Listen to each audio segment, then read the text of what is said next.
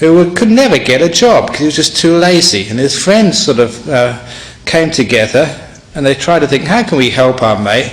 And one of them had a friend who was working in a home restaurant, so we give you a job as a waiter. It's easy to be a waiter in a restaurant. You don't have to have any degrees. You just go there in the morning and you ask what people want. You go and take it to them. You don't have to learn how to cook. You just need how to carry food. Surely you can do that.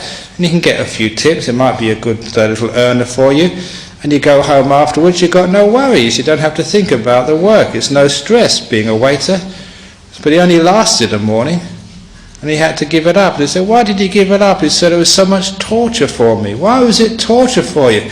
Look, I had to see all these people eating, and I couldn't eat myself.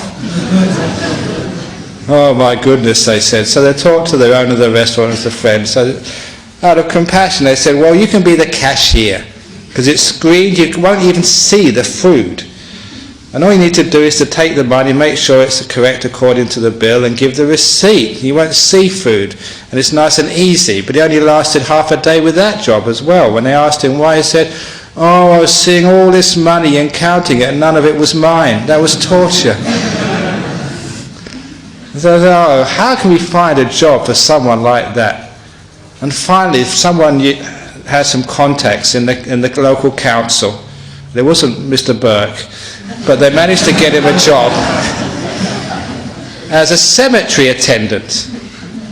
And all he needed to do was to sit in this little booth outside the cemetery to make sure that no people went in to desecrate or destroy the cemetery.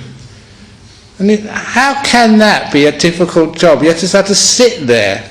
And if anyone comes in who's messing around, you don't have to stop them yourself, just call the police or the security and they will stop them. You just need to sit there and just watch. Surely you can do that job. He only lasted half a day in that job as well. When they asked him why, what's wrong with that, he said, well, I spent all those hours looking at all those people laying down and I couldn't lay down, I had to be on the chair. Well, that's what you call real laziness. But that's not what we mean by letting go in sort of this Dhamma. It means you still put forth effort and you do your work in life. But you don't ask too much for the result. Sometimes you just work just for the sake of fun because it is joyful. Now say I work really, really hard. I went to Melbourne on Thursday. I was actually only just coming back from Indonesia, which was actually just coming back from Sri Lanka.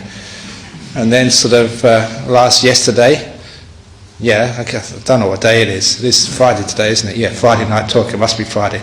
I left on Thursday to give a talk on Thursday night in Melbourne, came back this morning, and tomorrow morning I go to Sydney to give a talk.